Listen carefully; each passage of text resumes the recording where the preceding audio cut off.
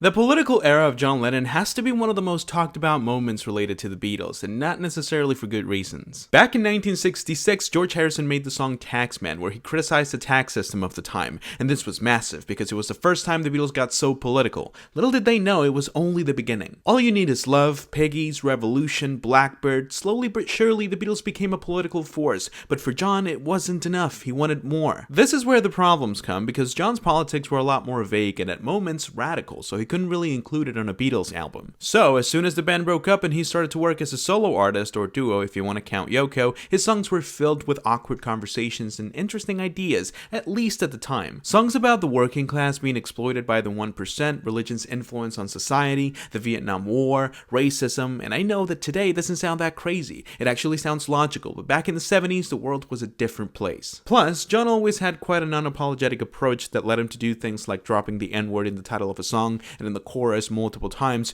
protesting racism, mind you, but you know. Yeah. Well, this is a song about the women's problem. It was written by Yoko and I, and the song is called Woman is the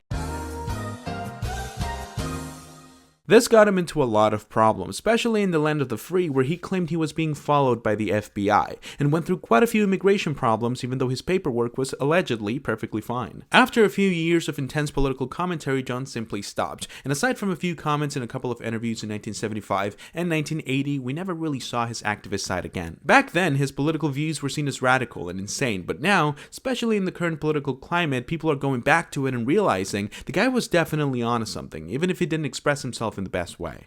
I think all our society is run by insane people for insane objectives.